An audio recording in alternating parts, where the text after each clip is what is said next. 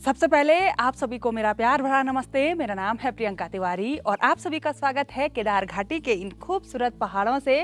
अभी सुबह के 8 बज रहे हैं। मैं बिल्कुल रेडी हो गई हूँ और कुछ ही दिन हम देहरादून रहे तो यहाँ देखिए हमारे सेब के पेड़ पे बहुत अच्छे से फूल आ रखे हैं और जो हमारे गुलाब के छोटे छोटे पौधे थे ना, उन पर भी बहुत अच्छा मोलार आ रखा है, पत्तियाँ ज़्यादा आ रखी हैं। पर जो मेरा सगड़ा था ना यहाँ नीचे, वो सारा ना कुत्तों ने बर्बाद कर दिया। यहाँ पे जितनी भी मैंने आलू की मेड़ बना रखी थी, ये देखो कुत्तों ने खेल खेल के वो सारी मेड़ को ख़राब कर दिया। और धनिया भी हो गया है और यहाँ पे जो छोटे छोटे प्याज के पौधे थे ना, वो अभी सही हो गए हैं। और गुलाब तो क्या ही कहना, गुलाब तो बहुत मस्त हो रखे हैं।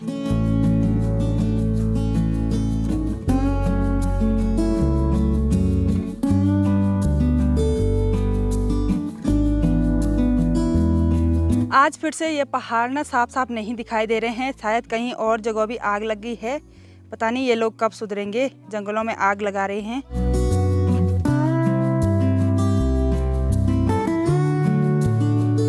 मैं अपने गांव के मार्केट में आ गई हूं और आज मैं जा रही हूं किमाड़ा, अपने पुराने वाले घर में। वहां मुझे कुछ काम है। एक बार किमाड़ा चलते हैं, फिर आपको बताते हैं। तो चलते हैं।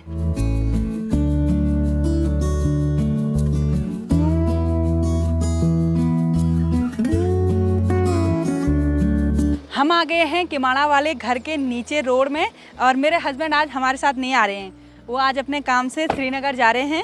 तो मैं और बालेश्वर चलते हैं। बालेश्वर भी मेरे साथ आएगा। तो मुझे आज बहुत मेहनत भरा काम करना है किमाड़ा में जाके। आजकल ये देखिए किरमौर पे भी फूल आने लग गए हैं, येलो कलर के फूल जो कि काफ़ी सुंदर लगते हैं। उसके बाद इस पे किरमौर लगते हैं जो पक्के बिल्कुल नीले होते हैं। तो गढ़वाल का तो फेमस है किरमौर।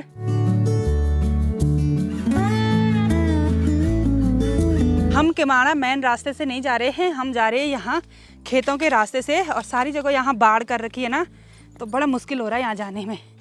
हम इसलिए जा रहे हैं क्योंकि खेतों में आजकल बहुत सारे लंगड़े हो रखे हैं जो कि लंच में सब्जी बनाने के काम आता है। तो हम लंगड़े निकालेंगे। तो ये देखिए लंगड़े कुछ ऐसे होते हैं। इसको हमारी गढ़वाली भाषा में लंगड़ा बोलते हैं और हिंदी में फर्न बोलते हैं। अभी हो ही रहे हैं, लोगों ने भी निकाल रखे हैं, बारीक बारीक हैं बिल्कुल। बालेश्वर ऊपर के खेत से लंगड़े निकाल रहा है और मैं यहाँ नीचे के खेत से। वैसे काफ़ी और के थे पर लोगों ने निकाल रखे हैं। ये देखो कुछ ऐसे, इतने तो मिल गए, थोड़ा सा और चाहिए।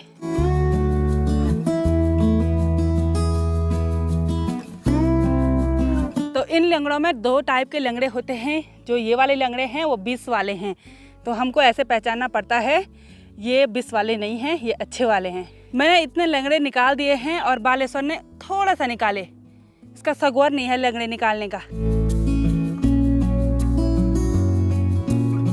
किमाड़ा वाले घर में आके अब बिना रुके मैं सीधे अपने खेत में जाती हूँ। ये मैंने एक रस्सी, एक धोती और ये दराती रख दी है। जिस खेत पे मैं जा रही हूँ वहाँ पे सरसों है, तो मेरा सरसों पक चुका है। तो अब जाती हूँ मैं फटाफट से सरसों निकालती हूँ। वैसे ही पहले बहुत धूप हो गई है। इधर साइड की सार में देखिए लोगों ने सभी ने घरिया निकाल दिया है, यानी कि सरसों निकाल दिया है और खेत भी बो दिए हैं। मेरा जो खेत है जिसमें मैंने सरसों बोई थी वो यहीं ऊपर में है। तो ये रहा मेरा सरसों का खेत। बहुत पहले हम यहाँ पे बोने के लिए आए थे सरसों। उस दिन की वीडियो आपने देख ली होगी। और सरसों देखिए बहुत अच्छे से पक चुका है। तो इसको अच्छे से काटेंगे और बालेश्वर ना इसको घर ले जाएगा क्योंकि लोगों ने आगे पीछे देखिए सब ने सरसों निकाल दी है।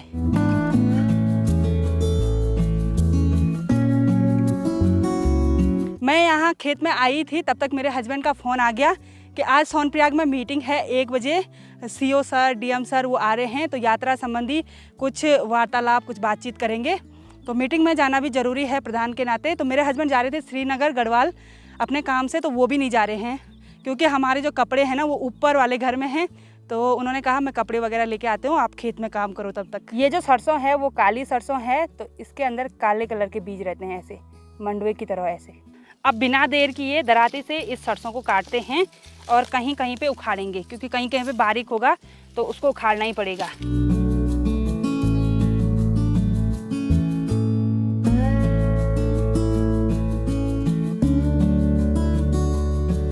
हमको इस सरसों के खेत में 1 घंटे के करीब हो गया है और अभी तक हमने इतनी सरसों निकाली। सरसों निकालने में बहुत ज़्यादा आफत आ रही, क्योंकि इसके बीच में ना बहुत सारा खरपतवार हो रखा है। इसको हमारी गढ़वाली भाषा में बडलू बोलते हैं। तो ये हो रखा है ना, तो इसके साथ ये भी चिपका हुआ है, तो निकालने में बहुत कठिनाई हो रही है। तो अगर हम इस घास को ज़्यादा निकालेंगे ना, तो बाद में दाने निकालते टाइम हमको परेशानी होगी। एक छोटा सा कीड़ा मुझे यहाँ पे दिखाई दिया, इसको लेडी बग बोलते हैं, पर इसने हमारे बचपन की याद ताज़ा कर दी। ये रहा वो कीड़ा, छोटा सा यहाँ पे है, ये वाला। इस लेडी बग को हम फेल पास वाला कीड़ा बोलते थे। बचपन में हम इसको ऐसे हाथ पे लेते थे और ज़ोर ज़ोर से चिल्लाते थे, fail pass fail pass fail pass fail pass. तो अगर ये उड़ जाता, उड़ गया, अगर ये उड़ जाता ना ये छोटा सा कीड़ा, तो हम बोलते थे कि हम पास हो गए क्लास में। अगर नहीं उड़ता तो हम बोलते थे फेल हो गए हम। तो हाथ पे आ ही नहीं रही है।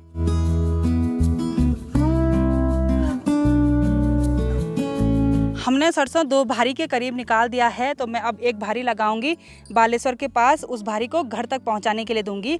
तो ये धोती और ये रस्सी मैंने इसी भारी लगाने के लिए ला रखी है। भारी लगाने के लिए मैंने एक बार रस्सी नीचे बिछाई, फिर ऊपर से धोती रखी और फिर एक एक अंगुठी करके थोड़ा सा इधर और थोड़ा सा इधर सरसों की गडरी बना के रखी।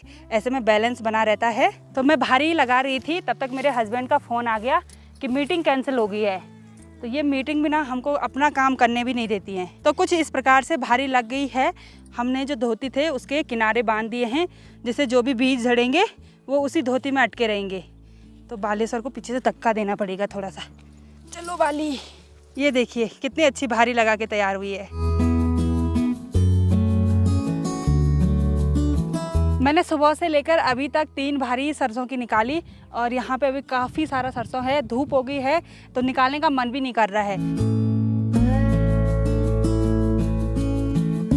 ये जो भारी है वो बहुत ही ज़्यादा हल्की हो रही है, क्योंकि ये जो सरसों है ना वो अच्छी तरह से सूख रखा है। तो अब चलते हैं घर को और लंच करने के बाद शाम के टाइम पे आएंगे।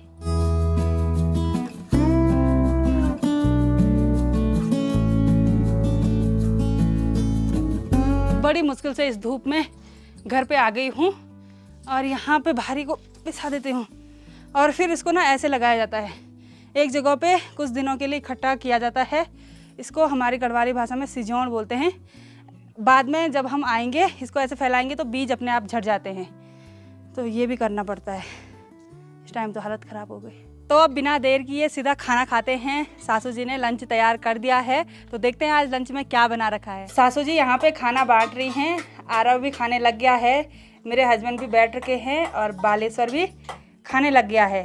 तो मुझे भी इस थाली पे रखा है यहाँ पे। तो आज के लंच में है ये लंगड़ी की सब्जी जो मैं तोड़ के लाई थी खेतों से, ये चावल और ये राजमा की दाल।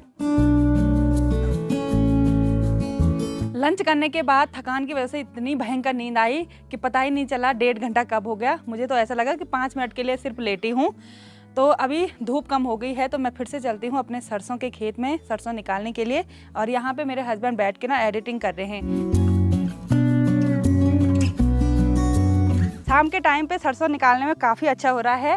और अभी मेरा कैमरामैन है मेरा गौरी देवर जी, और गौरी देवर जी की मम्मी जी भी यहाँ पे आ गए हैं, मेरी सासू जी। और गौरी देवर जी की छोटी भुल्ली प्रियांशी भी आ गई है घरिया निकालने के लिए, मदद करने के लिए आ गई, नहीं तो मैं निराश हो गई थी।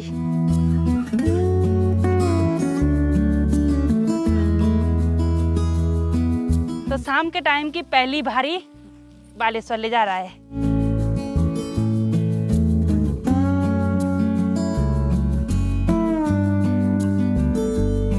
तो थोड़ा सा यहाँ पे बच गया है एक अंगुठी, मतलब इतना सा, और थोड़ा इधर साइड बच गया है। और अंधेरा भी होने वाला है तो मुझे अभी ऊपर वाले घर में भी जाना है। कल सुबह सुबह मैंने कहीं मीटिंग में जाना है, तो जो भी डॉक्यूमेंट वगैरह होते हैं वो ले जाने ज़रूरी होते हैं। और मुहर वगैरह भी, प्रधान की मुहर, वही सबसे बड़ी आफत है। अपना काम भी कभी कभी छोड़ना पड़ता है।